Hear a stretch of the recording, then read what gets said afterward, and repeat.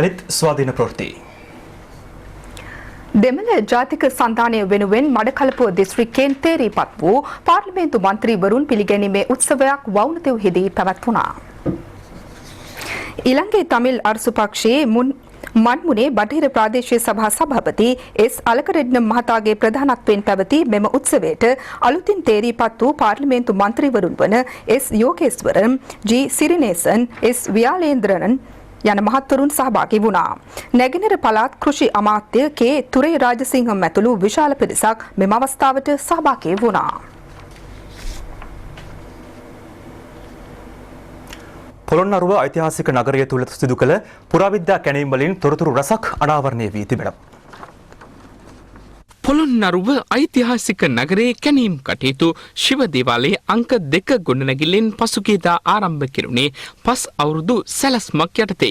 ඉන් සිදු කළ කැණීම් වලින් යකඩ කර්මාන්තය සහ මැටිපාණ්ඩ කර්මාන්තය පවත්වාගෙන ගිය බවට තොරතුරු හෙළිවෙමින් පවතින බව එහි කැණීම් වලට එකතු වී සිටින මධ්‍යම සංස්කෘතික අරමුදලේ අධ්‍යක්ෂ ජෙනරාල් මහාචාර්ය ප්‍රශාන්ත ගුණවර්ධන මහතා පවසනවා.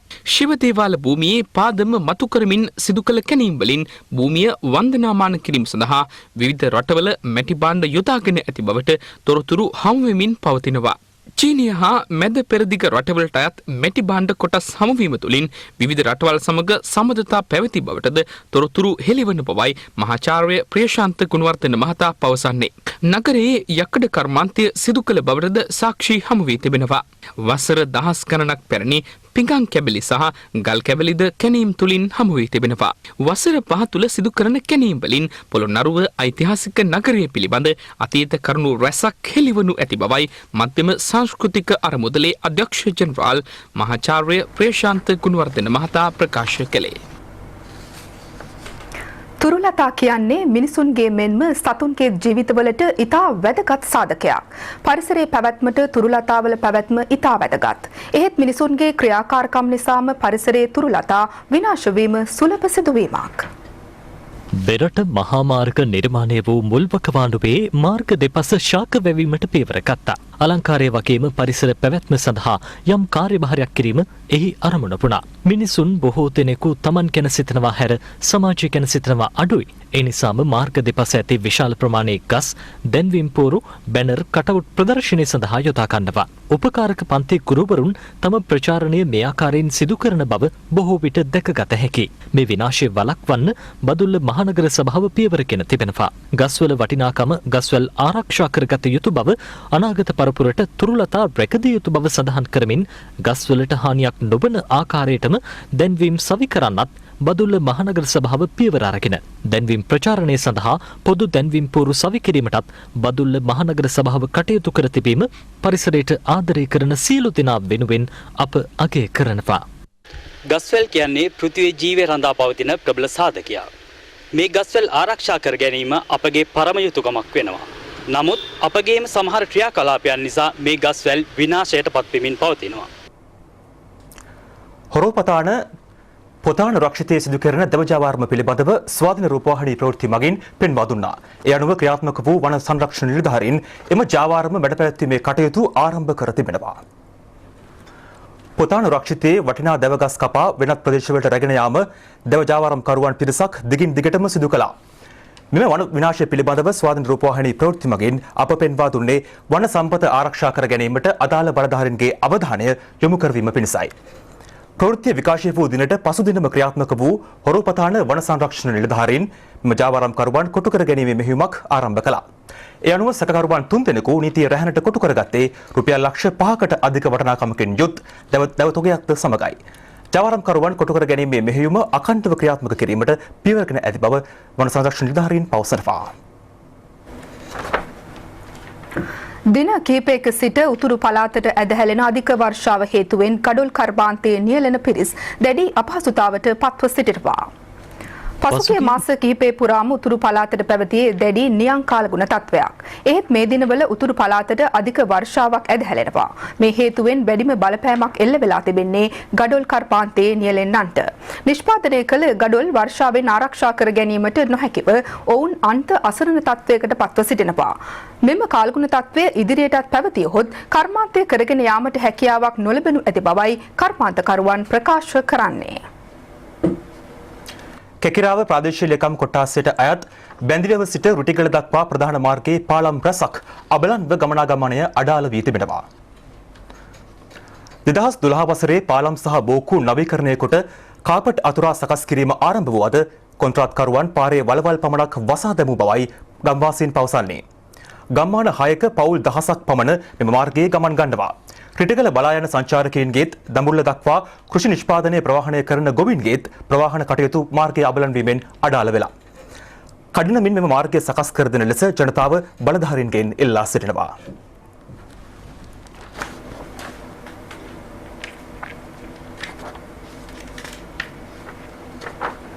මහනුවර මහ රෝහලට අයත් ඉඩම් කැබැල්ලක අනවසර ඉදිකිරීමක් සිදු කිරීමට ගත් උත්සාහයක් පොලිසිය මැදිහත් වීමෙන් නවතා දැමුණා.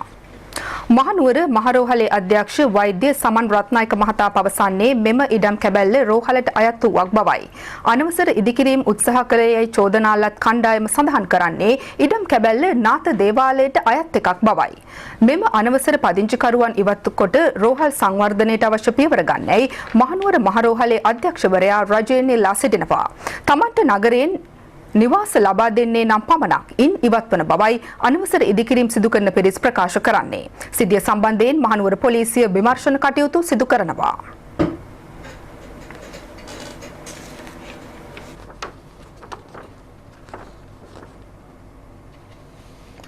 නොවනා මිනිස් ක්‍රියාකාරකම්වල ගොදුරු බවට බොහෝ විට පත්වන්නේ අහිංසක සතුන්. ඓතිහාසික පොළොන්නරුව පූජා භූමියේ ඇති අභය භූමිය අටවා තිබූ කම්බි මද්දකට නිදැල්ලේ සැරිසරු ගවයෙකු හසු වී තිබෙනවා. ඓතිහාසික පොළොන්නරුව පූජා නගරය තුළ අභය භූමියේ සැරිසරන මුවන් දඩයම් කිරීමට දඩයක්කරුවන් උගුල් අටවනවා. ඒ ආකාරයෙන් ඇට වූ කම්බි මද්දකටයි පූජා භූමියේ නිදැල්ලේ සැරිසරු මෙම ගවයාගේ ගෙල හසු වී තිබෙන්නේ. ගෙලෙහි පැටලුණු කම්බි මද්දෙන් දින ගණනාවක්ම මේ අහිංසක සත්වයා වේදනාව වින්දා. එය දුටු ප්‍රදේශවාසීන් ගිරිතලේ වනජීවී පශු වෛද්‍ය ඒකකයේ නිලධාරීන් වෙත ගවයාව යොමු කළා. පශු වෛද්‍ය ප්‍රමුදිත දේවසුරේන්ද්‍ර මහතා ප්‍රමුඛ කණ්ඩායම මහත් පරිශ්‍රමයක් දරා සත්වයාගේ ගෙලෙහි රැඳී තිබූ වානේ කම්බිය ඉවත් කළා. තවත් දින කිහිපයක් කම්බිය ගෙලෙහි රැඳී තිබුණේ නම් සත්වයා මිය යාමට පවා ඉඩ තිබූ බවයි පශු වෛද්‍ය නිලධාරීන් ප්‍රකාශ කරන්නේ. දඩයම් කරුවන් සිදු කරන මෙවැනි ක්‍රියාකාරකම් වැළැක්වීමට බලධාරීන් නිසි පියවර නොගැනීම නිසා නිදැල්ලේ සැරිසරන අහිංසක සතුන් නිරන්තරයෙන් එහි ගොදුරු බවට පත්වන බවයි ප්‍රදේශවාසීන් පවසන්නේ. දැන් පුවත් කිහිපයක් ලුහුඩෙන්. අතිපූජ්‍ය මඩිහේ පඤ්ඤාසීහ නායක ස්වාමින් වහන්සේගේ 12 වෙනි අනුස්මරණ සංවත්සරයේ නිමිත්තෙන් ආගමික වැඩසටහන් රැසක් මහරගම සිරි වජිරඥාන ධර්මායතනයේදී පැවැත්වුණා. එම කටයුතු සිදු කෙරුණේ අමරපුර සද්ධර්ම යුක්තික මහනිකායේ මාතර පාර්ශවයේ මහානායක පූජ්‍ය නාකුලුගමුවේ ප්‍රේමතිලක ස්වාමින් වහන්සේගේ අනුශාසකත්වයෙන් මහා සංඝරත්නය සහ දායක දායකවන් ඇතුළු විශාල පිරිසක් ඊට එක්ව සිටියා. සිරකරුවන්ගේ දිනය නිමිත්තෙන් මඩකලපු බන්ධනාකාරයේදී සැමරුම් උත්සවයක් පැවැත්වුණා. මඩකලපු බන්ධනාකාර අධිකාරී MHU අක්බර් මහතාගේ ප්‍රධානත්වයෙන් පැවැති සැමරුමට බන්ධනාකාර නිලධාරීන් විශාල පිරිසක් එක්ව සිටියා. සොඳුරු මියැසිය ද්විපුද්ගල ගී ප්‍රසංගය ලුම්බිනි වංගහලේදී පැවැත්වුණා.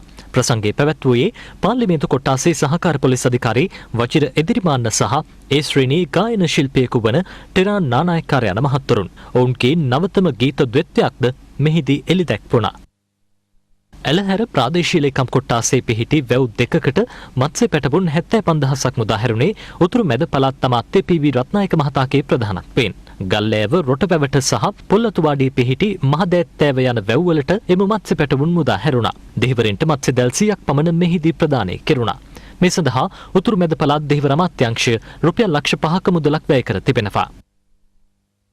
සැපියුම් හා ද්‍රව්‍ය කළමනාකරණ ආයතනයේ නව ඩිප්ලෝමා උපාධි පාඨමාලාව ආරම්භ කිරීම පසුගියදා කොල්ලපිටියේදී සිදු කෙරුණා. මොරටුව විශ්වවිද්‍යාලයේ මහාචාර්ය අජිත් අල්විස් මහතාගේ ප්‍රධානත්වයෙන් එය පැවැත්වුණේ. මෙයට සැපියුම් හා ද්‍රව්‍ය කළමනාකරණ ආයතනයේ ජ්‍යෙෂ්ඨ උපසභාපති නලින් සිල්වා මහතා ඇතුළු විධායක සභාවේ සමාජිකයන්ද සහභාගී වුණා. මද විරාමකින් අනතුරුව විදෙස් ප්‍රවෘත්ති බලාපොරොත්තු වන්න. දැන් විදෙස් ප්‍රවෘත්ති.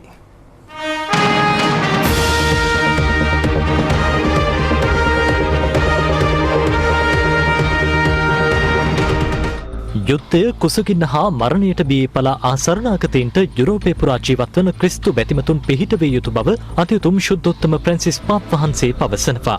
වතිකානයේ ශාන්ත පීතර චතුරස්‍රී පැවැති විශේෂ හමුවකට එක්වෙමිනුයි පාප් වහන්සේ මේ බව ප්‍රකාශ කර තිබෙන්නේ. පාප් වහන්සේ මෙහිදී වැඩිදුරටත් සඳහන් කර ඇත්තේ මුළු ලෝකෙම එක් වී සරණාගත අර්බුදයට මුහුණ දිය යුතු බවයි. වෙනිසුලාවේ හා කොලොම්බියාවේ පවතින අර්බුදකාරී තත්ත්වය පිළිබඳවද ෆ්‍රැන්සිස් පාප් වහන්සේ අදහස් දක්වා ඇති බව විදෙස් වාර්තාවල සඳහන්. ලොපුරා පවතින විවිධ ත්‍රස්ත ක්‍රියාමකින් ජීවිතක්ෂයට පත්වන තුවාල ලබන හා අවතැන් වන සියලු දෙනා වෙනුවෙන් ක්‍රිස්තු බැතිමතුන් යාඥා කළ යුතු බවද අතිඋතුම් ශුද්ධෝත්තම ප්‍රැන්සිස් පාප් වහන්සේ ප්‍රකාශ කර තිබෙනවා.